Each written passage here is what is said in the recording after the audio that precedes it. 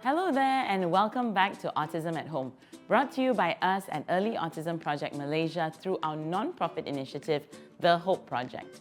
I am Joshebet Isaacs and thank you again for joining us. This is lesson 2 on our series on sleep challenges when it comes to children with autism, and it's all about creating a healthy sleep routine. Ultimately, as Dr. Gregory Hanley puts it, good sleep means, number 1, falling asleep quickly. Secondly, staying asleep through the night. Thirdly, rising without much difficulty every morning. And fourthly, not feeling drowsy during the day. I know, you and I both thinking, gosh, we as adults need a sleep intervention ourselves. And there's a number of factors that influence this. And so we thought that if we start from an ideal perspective of from the very start getting a newborn baby into a healthy sleep routine.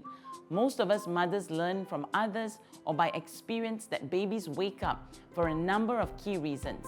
Either to be fed milk because they're hungry, because their diaper is full and they need a nappy change, or perhaps there's a temperature change, or they're in some pain and need some comfort. Additionally, they could have had too much sleep during the day and therefore wake up in the middle of the night.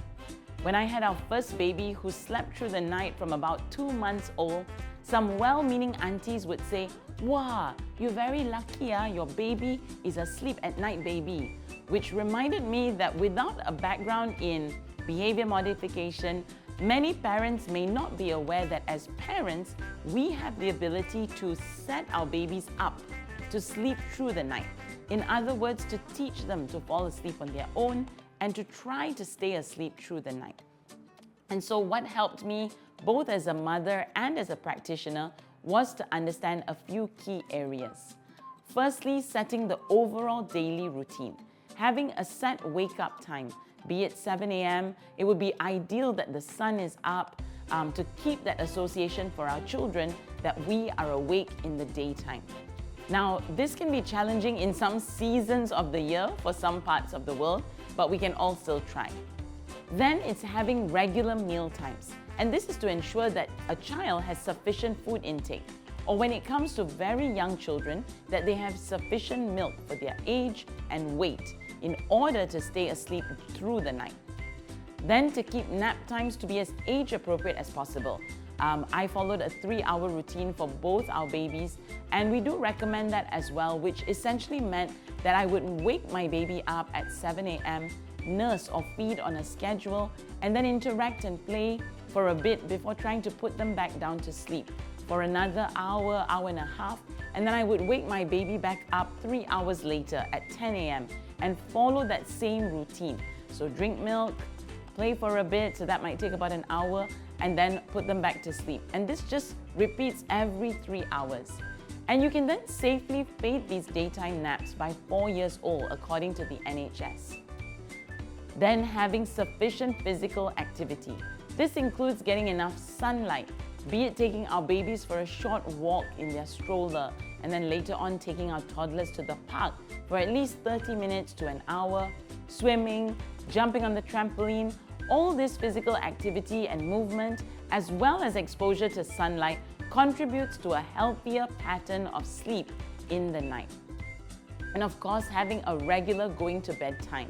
To the shock of many Asian parents, it is very common for this to be universally, especially in Western countries, to be about 7 or 8 p.m., especially for very young children. Now in Malaysia, we tend to sleep quite late as often both parents are working, and so may only be able to see our children after 6 p.m. But it would still be good to establish a regular nighttime routine and for our kids to be in bed maybe latest by 8 p.m. Next would be to fall asleep independently. Now, there may be some cultural variations as well as parenting perspectives, especially with more baby-led parenting. Some parents may not agree with this, but what most sleep experts note is trying to help our children fall asleep on their own.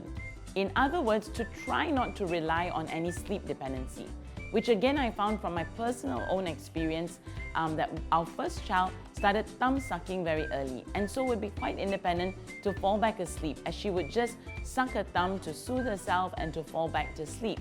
But before that, she would require me to nurse her to fall asleep. and at the very initial stages, woke up every 45 minutes. The minute she couldn't nurse anymore, she would wake up again and I'd have to do it again and again. It was extremely tiring. Then our second baby started to get dependent on drinking a full bottle of milk each time he woke up at night, resulting in his diaper being very full, needing multiple changes at night, as well as him hardly drinking milk during the day. And of course, there are some babies who are put in rockers, or well-meaning grandparents or carers. They carry them to sleep and they rock them to sleep, they pat them to sleep, and all of this becomes a crutch for them to fall asleep or even stay asleep. So again, back to starting from the very beginning, sleep experts recommend feeding your baby, playing for a bit, swaddling them firmly so their sudden movements don't jerk them up or wake them up, and then to put them down to sleep so that they learn to fall asleep on their own. Additionally, and this could be a contentious suggestion, is to try to perhaps have your baby sleep in their own cot, so not co-sleeping, and even in their own room from the very start. Of course, with a very good baby monitor. Then having a game plan for when or if your child wakes up at night. We will certainly answer this in greater detail in the following lessons, but just one key thing would be to maintain that this is still nighttime. Therefore, it's sleepy time. We still keep all the lights dim and minimal noise and speaking in whispers, and certainly to not add anything that may reinforce your child to fully wake up, such as lights and TV and screen times in that middle of the night hour, just to try to encourage them to fall back asleep. Well, now it's your turn.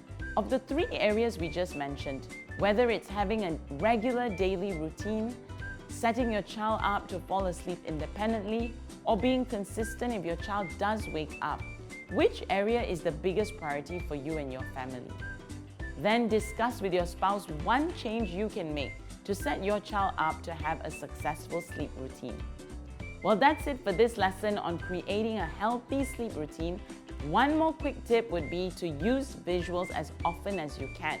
For example, using a daily visual schedule to help prompt your child that this is the regular routine, as well as a social story to guide your child on the expectations of sleeping independently, and another visual reminder to show that at night we sleep and in the daytime we wake up. So it's sunlight, time to wake up, but nighttime, time to sleep. Thank you so much for joining us, and we'll see you in the next lesson on specifically the bedtime routine. Thank you very much for joining us today, and please do not hesitate to contact us if you need more personalized support. With the amount of interest we have received online, we have actually started providing international online services and have worked over the years with clients in other states of Malaysia, Singapore, Indonesia, Philippines, China, Kuwait, New Zealand, and Switzerland. So do get in touch with us for more information by scanning this QR code. And if you haven't already, do check out our online resource platform, Autism at Home, which has all the lesson videos, corresponding articles, and downloadables available for you for an extremely nominal donation of just $1 monthly. Stay updated through our social media platforms, YouTube, Facebook, and Instagram, and do click on the subscribe and follow buttons to get more information. Thank you for watching, and we'll see you very soon.